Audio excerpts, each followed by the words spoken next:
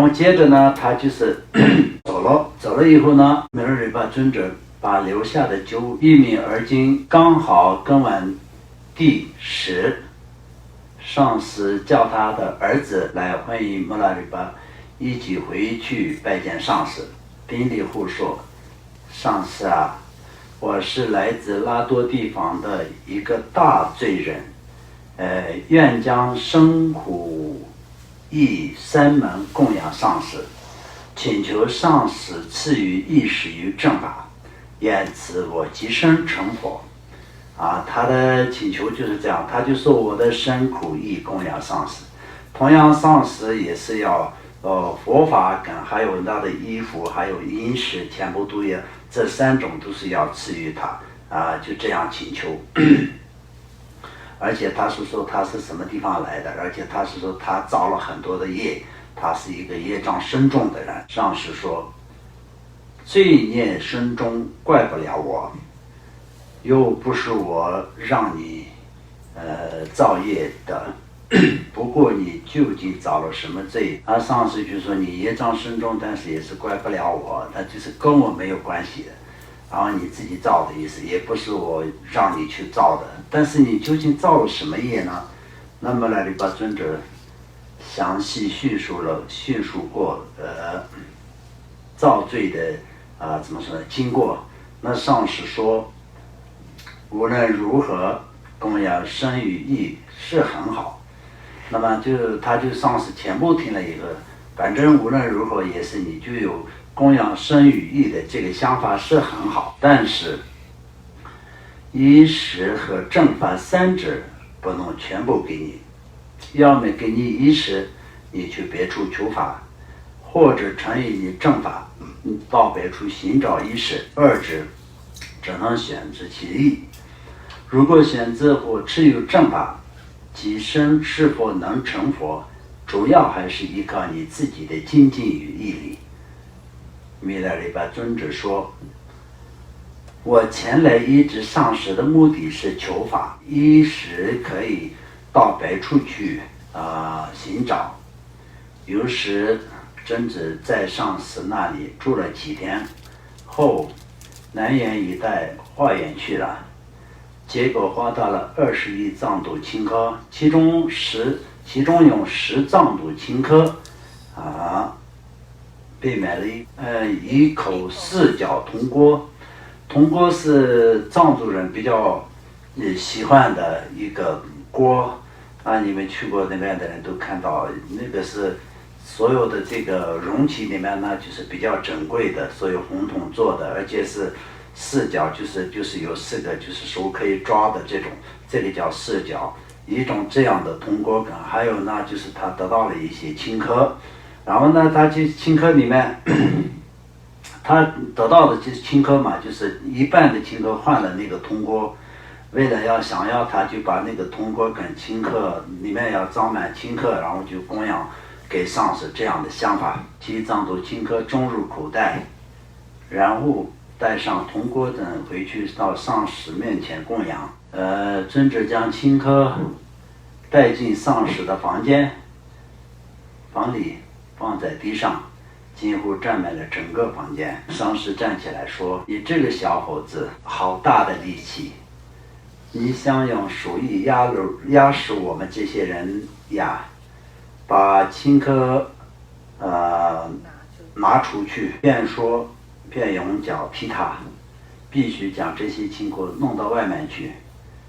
后来弥勒里巴尊者只供养了那股空空的铜锅，他把装着青稞的那个袋子拿进来，就是放在弥勒里巴尊者没有马尔巴尊者的房间里面的时候，就把摔下来的时候，地上的时候，就是房子都好像就是正了一样的。那个时候呢，就上师马上就很生气的站起来，就给他说，你拿这些，就是你用他就说你这个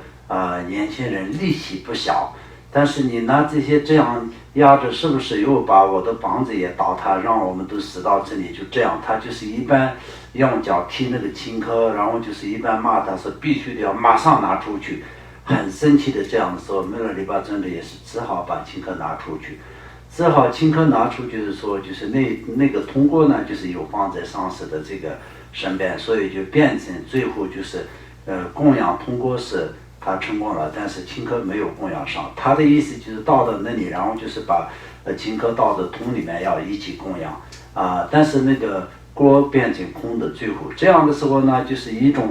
另一种说法，就是弥勒日巴尊者的整个的修持的过程当中都是。饮食是非常辛苦的，他这是在山上修持的时候呢，就没有得到什么，就是有什么供得住供养他的这种丰盛的这些仪式，所以他都是身体都比瘦的，就是怎么说呢，比保固的，有这种经历过很多很多这种痛苦的这种是那一天就是缘起就有一点的错过了好的缘起。那当初他就是如果是在把锅里面顷刻放好了，拿到上师的前面，不要让那个上师的房子震动的情况下，那上师也不会生气的情况下，他顺利的能够可以供养怎么说呢，锅跟那个里面的顷刻一起的，所以这个时候缘起上肯定就是修行的过程当中应该不会有那么的辛苦，但是这个他整个的修持的过程当中。有衣食不住的这个怎么说呢？故事的原因呢，就是在那一天的缘起就是有点不对，所以就是从这个佛教修行方面来说到，就是非常非常的重视缘起。所以在藏地来说到，任何一个人在一个修行人或者是上师的面前，都是说话都是非常非常非常的重视注意的。因为呢，就是在上师们都是以佛法为中心的，一切想法也好，一切所以就是这个缘起是非常重视的。那么就过去的这些很多的上师本身的发心是什么样的，但是身边的人说了什么一句哪一句什么就怎么说呢？那个破坏了缘起。或者说上师就说了什么想了什么，身边的人马上就说了什么，就缘起就完全就是圆满了，就最后就有了这些什么个殊胜的一些事情发生，就这样。所以缘起是非常重要的。过去很多的这些上师们的故事里面也这样，就是有些随从的人或者是一些那个怎么说呢身边的人破坏缘起的故事而且是圆满缘起的故事是非常多的。所以弥勒日巴尊者的这个故事里面来说的也是前面呢就是上师前来让他耕地，他也是所有的把耕地都已经耕完了圆满了，他才去然后同时上师赐予的那个酒他也全部喝完了，所以就这两个就缘起是非常好的，就是已经成熟了非常好的缘起。但是这个过程当中呢，就是最后他供养的时候呢，就变成只有一个空的锅供养了，所以就是他整个修持的过程当中，饮食都是非常辛苦的。平常来说到就是很多人又认为有另外一些人的想法，就是好像弥勒日巴尊者也好，很多还有过去的大苦行持。他们就是在修持的过程当中，什么饮食这些都很辛苦，所以就后来也得到成就了。所以现在我们修行的过程当中，应该也是我们就是过得更辛苦才是比较好。这种想法也有，但这往往是不对的。佛陀的教育里面，任何一项都并不是说是你过得辛苦就成佛，或者是饿着肚子就成佛，不是这样的。但是如果是一个修行人来说的，为这个特别执着，就像弥勒日巴尊者，他就是在山上再辛苦也是继续修持，并不是为了要就因此跑出去化缘。那如果是他如果是有得到这个修行的过程当中，他有得到更丰盛的因食的话，那也是对他的修行只有帮助，没有伤害。原因是什么呢？佛法是要人来修，人是需要这个肉体才是会有生命的，所以这个部分来说呢，就是这两个的关系又是不冲突所以就是有些想法是又是会相反的所以就好，那这里就可以讲到这样。一次，上师说：“我有许多来自卫藏具有信心的弟子，经常遭到雅卓达隆巴及朗巴地区的人们的殴打，不能顺利前来供养饮食。那他自己的一些弟子从另外一个地方来的时候，他们有带一些这个饮食跟那些供养上师的一些东西。那有的时候就中间又遇到了一些强盗，然后就是经过一些什么地方的话，那他们就会有殴打跟那个抢夺的一些这样的问题。”所以他就让穆拉里巴真子去报仇，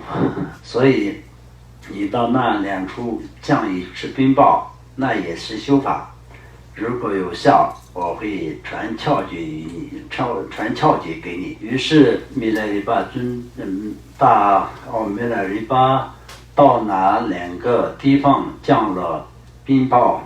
回来后请求上师赐予窍诀。上师说：“你降了3粒冰雹，就想得到我辛辛苦苦从印度求来的佛牙。如果真的要想得法，那沿拉嘎瓦地球的人们经常闻到我那些来自灭罗若的弟子，并且对我也是非常敬业。你去那里助他们，若助数灵验出现效果，我将把大智者那罗巴一生一世成佛的窍诀传授于你。”在那里同样达到了效果。回来后又向上师求法，上师冷笑：“嘿嘿，你想要我不惜生命求得的那些还带有空性温热气息的窍诀，作为你造作业的赏赐品吗？是开玩笑还勉强可以。如果是你开玩笑的话还勉强可以，但是你如果真的这样想的话，那这实在是太可笑了。”上师他自己前面就是说，你去主述他们就有奇效的话，就他可以给你传法，是他自己说的。然后结果呢，就是他在最后过来的时候又这样说他：“如果不是我，是另一个人的话，也可能会杀了你。现在你自己去赔偿亚洲地区人们的涨价，使拉卡瓦所有的人起死回生，那样的话，我传给你窍诀，否则不要来我这里。”收到上师这样的盒子，他非常伤心失望，哭了很长时间。好，那我们今天到这里好了。